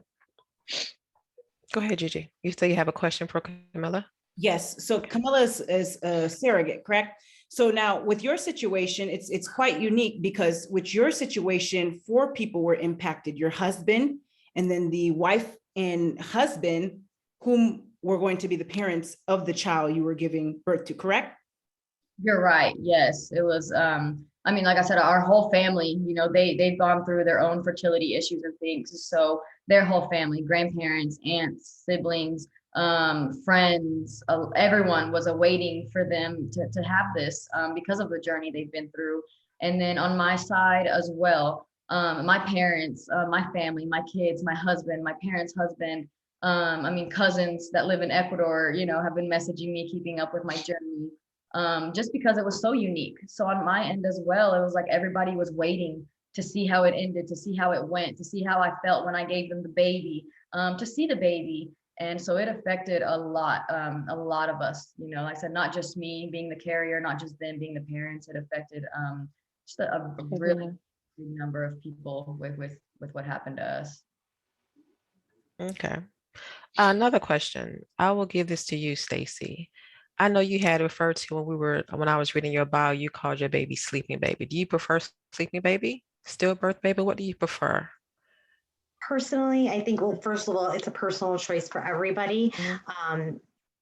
The child is dead, and obviously there are medical terms that talk about that. I prefer stillborn baby, but I have used the word sleeping baby. I try to use the terminology stillborn baby because I don't want people to be confused with sleeping baby. So my personal preference is stillborn baby. Yeah, I think the stillborn is my personal preference as well. What about you, Anna? I know we discussed this yesterday. Actually, the funny thing about my story is, since I delivered and he was alive going into delivery, I actually was told I could get a birth certificate for my son after delivery. And so no one mentioned stillbirth to me. I actually didn't go get the certificate right away because I was so worked up about how that would go and how I'd feel, going to line up and not having a child to ask for. But I finally did it a couple months later. And so I'm standing there in line and everyone had their babies, another horrific moment. And I didn't have mine. And I knew in my heart, I almost felt like I was a faker, what am I getting a birth certificate for? But I wanted one more thing with his name on it. And so I got up there and they couldn't find his name. And they said, is this a mistake? Maybe you have the wrong birthday. I said, absolutely not. Of course I know my son's birth date. And so they had me submit a request. And then it got back to me and it said, unfortunately, this name is not in our system. So then I had to call the hospital and find out what's going on. You guys told me I can get it. They gave me one from them. They usually print you one out with the birth time and everything. And they said, oh, we are so sorry. We should have called you. That was a mistake. Clerically, because he didn't breathe, he's considered a stillborn baby. He does not get a birth certificate. The only thing you're going to get is a death certificate. Oh, wow. I was like, are you kidding me? I was so angry, that I was even put through all this and not knowing that term. I just still didn't know that term until that moment. So I started looking it up and I'm like, how can they say that to me? And they did try to resuscitate for 30 minutes. So actually at the time of death, on his death certificate is 30 minutes after the birth time that I have from the paperwork. So I was like, well, you can't say that he was born and then he was dead, and then you're not going to give me the birth certificate. And it was a whole ordeal. And it's, really traumatizing to parents. There are now some states that give you a certificate of birth resulting in stillbirth, which you can request. And I did eventually get that. But I was just, it's upsetting for me. I don't like the terms. I feel like he's still my son. He was born. I delivered him by C-section like I did all my other children. He was a boy, call him any of those names. Why are you calling him a stillborn? It's ridiculous. Like, I don't prefer that. That's the way he died. And it's not actually a cause of death. The actual cause of his death was cord compressions. You don't tell someone, oh, this is my grandpa, heart attack. Like, you don't attach those things. Like, so I dislike it completely. I do use it on social media as hashtags and such, so people can find me, because I'm the same as Kimberly. I'm there for support for others, and I want to be found, in that sense, but I don't think it's a term that really applies to my son. So Understood. How about you, Carina? How do you feel about that? What terminology do you use? At first, when I came home without the baby, I said sleeping. I said silent. I said sleeping. And it was because I have a 10 and an 8-year-old, it was a bit confusing for them. So, gradually we've been, changing, because she also told me, she told me the harsh word that we don't want to hear, like, Mommy, he's dead. And so we are staying by stillborn. Thank you for that. And Anna and Stacy, could you guys tell us a little bit more about the Stillbirth Act, and then, of course, with the push with your agency, Anna, please, so we can let the world know exactly what you guys do and how awesome you guys are. All of us are awesome, but these ladies are doing some tremendous things. So we definitely want to know more about that and how we can get involved. I'll let Stacy explain the act, since that was introduced by them, but we are supporters of the act, and I can definitely say, our role in it and support. So the SHINE Act is actually an amazing piece of legislation written by Debbie Hayne, VJ Vergia, who also lost her daughter to stillbirth. And the legislation basically is allocating funds for better data collection measures, because currently in the US, there's lots of challenges with recording the data and collecting the data.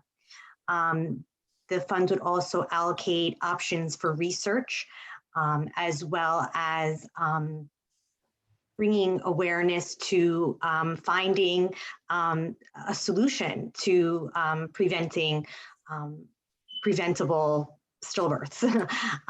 So right now, it was passed by the House, and we are awaiting Senate sponsorship.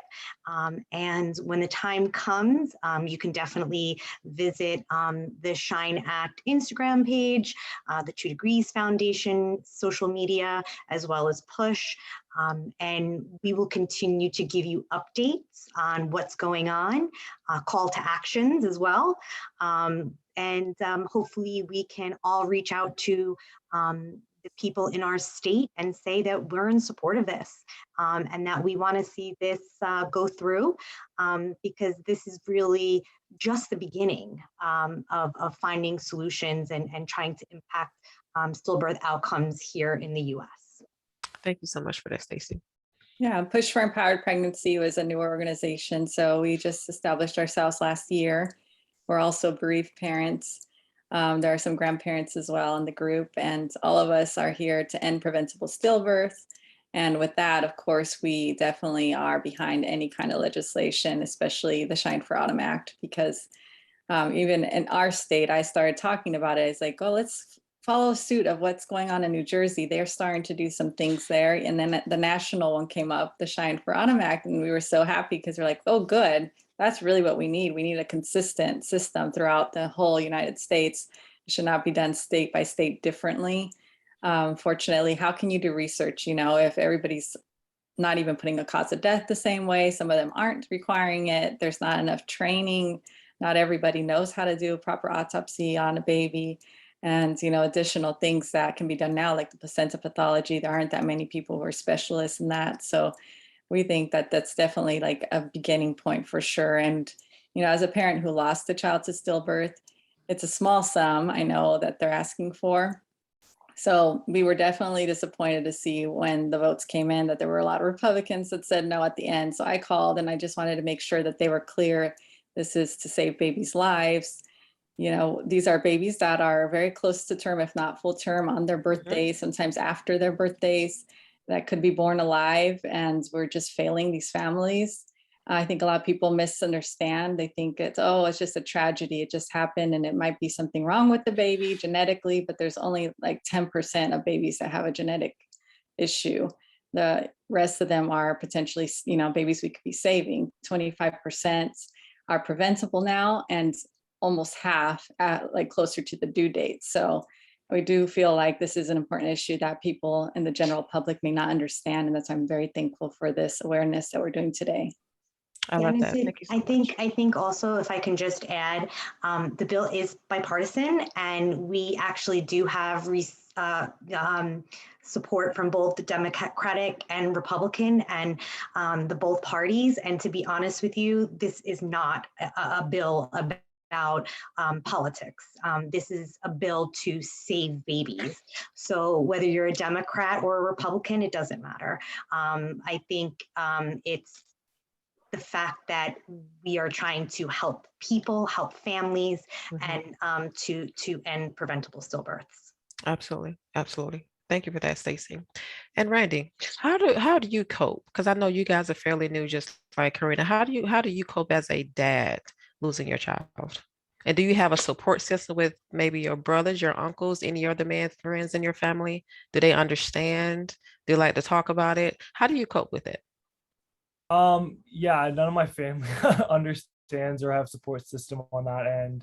But I do have like one or two really close guy friends. One in particular, I can shout him out, but Isaac, he's like a really close friend of mine. And when it all happened, he was very he was one of the few that reached out. He allowed it to he said it's like, oh, I'm so sorry and all that. But then shortly after, he was like, let's go for a walk. And then he just let me talk and let me share. And it was uncomfortable. And I know he was uncomfortable, and he had nothing to say. And he said, I don't have nothing to say to you, but that's tough. And thank you for sharing that. And that was so huge. As a man, it's hard to, I know for most men, it's hard to be vulnerable and to share. But just to be given permission to, even if they don't, that means the world. Just to have somebody go, hey, if you want to talk, or I'm just going to be here. And if you're ready to talk, that's fine. If not, that's cool. And then through other ways, I got this tattoo on my hand it says her name on it, and it's a rose. And so I see it every day, and just honoring her and remembering her in that way. And she'll be with me forever. So I had to memorialize her in my skin too. So, and just praying as well. And Jesus has helped me crazy through this too, and healing, and through the word and through prayer. And yeah, it's been amazing. And Kim too as well. And through this past year, being vulnerable with her, saying that I haven't been able to grieve, and she's recognized okay, that's not okay. So she's been giving me some grace with having bad days and being emotional. And as a man, that's not easy. So to show that emotion, but that's all. I love that. Thank you again for sharing for the father side. We really appreciate you sharing. Lakisha, and I know, and you said, yes. I do have a question for Randy as well. Okay. So real quick, Randy, what would you tell another gentleman who is going through the same thing you went through, or went through something that you went through? Because here's the thing, I have spoken to many males, and unfortunately they are scared. They are scared. They don't know how to share their story. They don't know how to come forward. So what would you tell? And some of them are in a deep depression. So what would you tell those folks that are listening right now? Firstly, I want to say that you have permission to talk. You have permission to say whatever it is.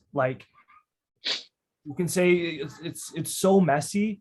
You can say whatever is on your heart. Like, this sucks. I don't get to do this. Like, it's affected my marriage. Like, I can't, I mean, I'm going to be vulnerable, but like, in the marriage, like, our sex life has taken a hit because I don't, like, it brings me back to that, and like brings me back to losing my daughter.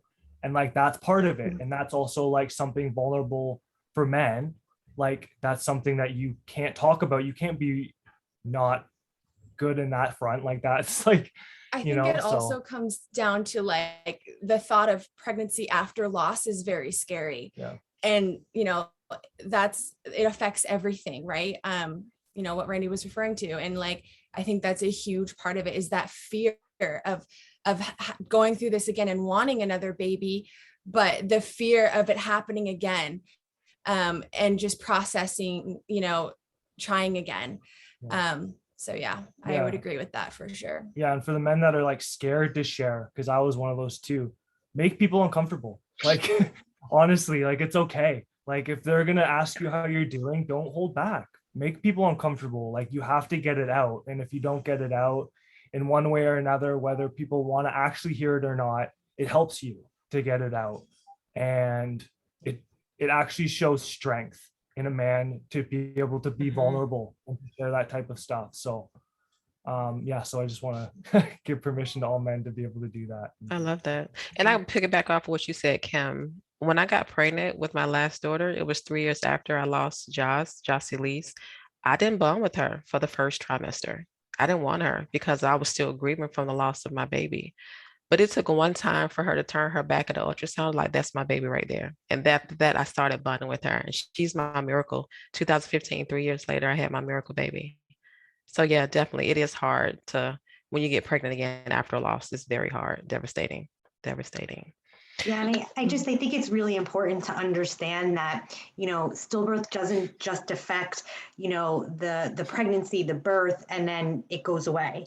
You know, pregnancy after loss is just a huge issue in itself. And even now, parenting after loss, like I had mentioned, I have 2 young girls, and I'm in constant worry that I'm, you know, not damaging them and hurting them and scaring them about death. I do want to continue to keep Ryan a part of our family, and we talk about her as their older sister who's in heaven, you know, and they talk about her all the time, and we try to memorialize her and celebrate her birthday. You know, a matter of fact, my 5-year-old even draws her as a rainbow or a butterfly in her family photos, which is so touching to me. But I also I want to make sure that we're doing the right thing. And there are just so many aspects of stillbirth that will follow us until we're dead. I mean, that's really what it comes down to.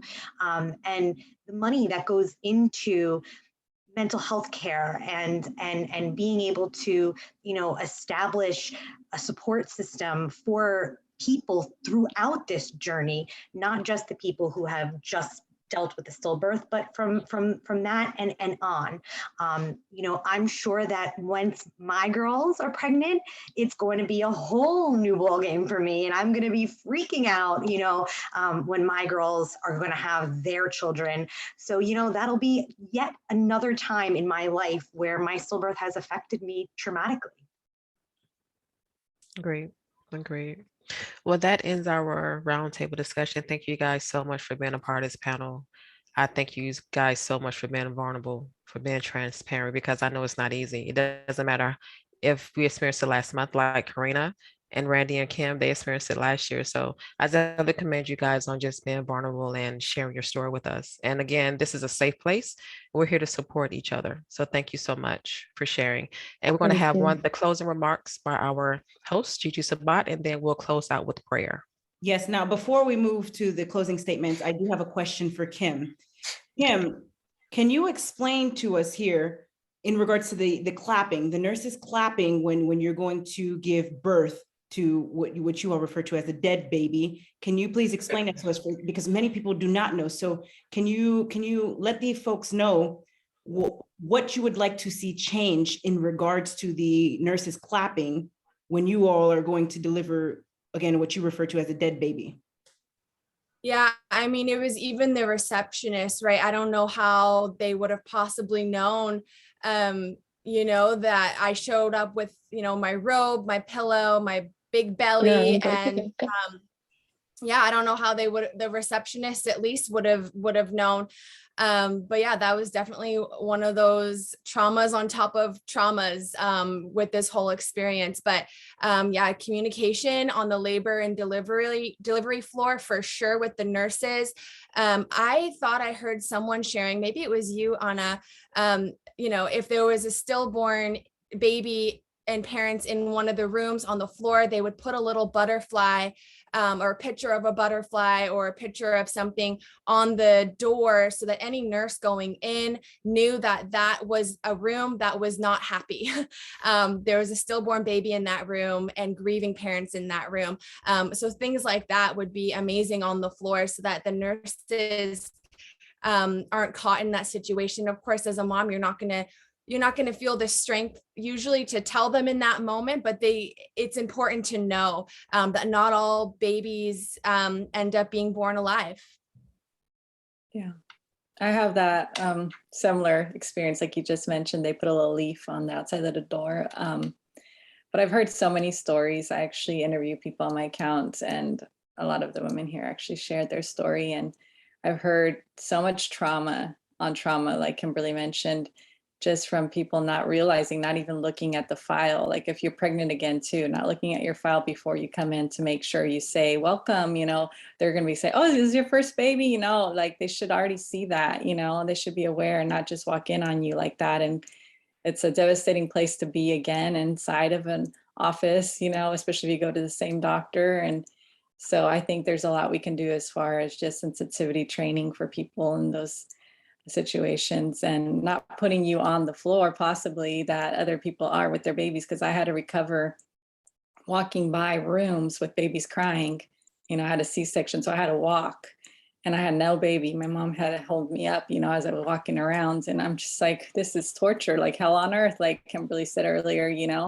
How can you put a mother through this? And Camila and I are starting to do rooms in Spanish on Clubhouse on the weekends, and we heard the most horrific stories from around the world that we thought we had it bad. There's literally torture happening to women who've had a baby that dies on them. So we need to speak up for those women who don't have a voice in those countries too. And, that's what we plan to continue to do with Push as well. And all of the women that are speaking on social media now, it's not like it used to be. You don't have to be ashamed. There's stigma still, but we all know the facts and it's not your fault, and you have a voice and you should definitely use it if you're feeling strong enough to do so. Absolutely.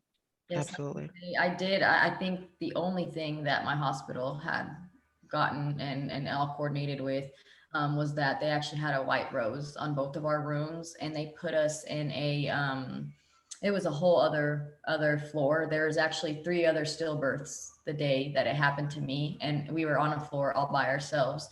But I think that helped a lot. And we had a white rose outside the door, and I guess that just told people to ignore me because nobody ever came and saw me, but at least they knew and didn't ask, where's the baby or this. So I didn't know that. And my friend came to visit me and she said, did you know that you're the only room here that has a white flower on your door? And I didn't know that. She sent me a picture of it, but I think that was helpful. And like I said, people didn't come in necessarily, but I think it helped that they know. And I think it should be more standard that every hospital has protocol like that, and that every hospital does this, and every hospital that has a stillbirth puts the woman, I don't care where it's at. I don't care if it's the surgery recovery room. I think any room would be better than a labor room, and that I can say they did for us. And it was just nice to be in a quiet hallway, not hearing babies, no people coming in. So I think that definitely needs to be more standard too, that every hospital has the same protocol when women go in there and they go through something like this, because it's not fair that some women have to go in there and see other babies and deal with some of the stuff that some of you ladies have dealt with. Absolutely. Well said. Thank you. Thank you. And at this time, I'd like to say thank you all for being here. Thank you to our speakers and our sponsors. And for the folks that are listening in today, I want you all to remember to treat others how you want to be treated. Some folks may not have gone through that situation, but just remembering to be kind and patient with others and asking, whether it be they're female or male, asking them, how are you? If you're aware of what they went through, how are you? And just being patient with that individual, understanding that they may have experienced, or they did experience a traumatic experience.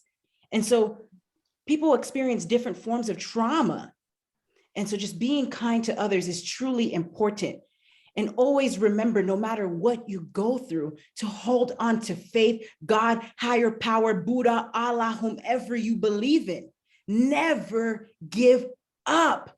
And now in regards to the Shine Act, as Stacey was talking about earlier, what she said was that it's to improve the research and data to raise awareness about stillbirth. And again, what is stillbirth? Stillbirth is when the mother gives birth to a dead baby. That's the term that the women who go through this are referring to the baby as, a dead baby. And so whatever you refer to it, the term that you utilize, we need to remember that that is what stillbirth is. They still have to go through the labor. They still have to give birth to this child. And that is very traumatic.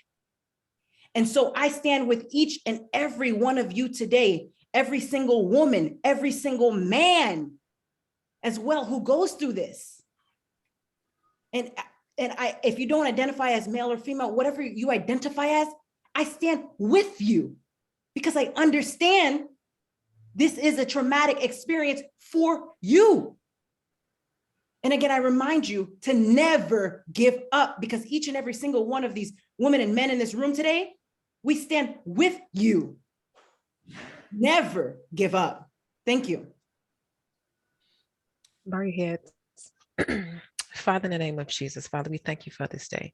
We thank you for this day, Father, that you've made, and we're silly rejoicing that. We thank you, Father, for being with us on today, Father, giving us a voice to speak our truth, giving us a voice to share our story with the world, Father, that you created this platform for us to change one woman, one man at a time through stillbirth.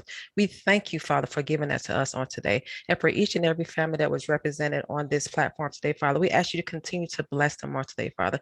Continue to keep them encouraged, continue to strengthen them, Father, on their journey to sharing their story today. We thank you, Father, for the host, Regeline Gigi Sabbat, that she puts people in the same space, Father, that topics that people don't even want to talk about. So we ask you right now to bless her, Father. Continue to be a blessing to us. Continue to allow us to use our voices on these platforms, Father, that you've given us. We give you all the honor, the praise, and the glory. In Jesus' name, amen. Amen. Thank you all and have a blessed night. Thank you.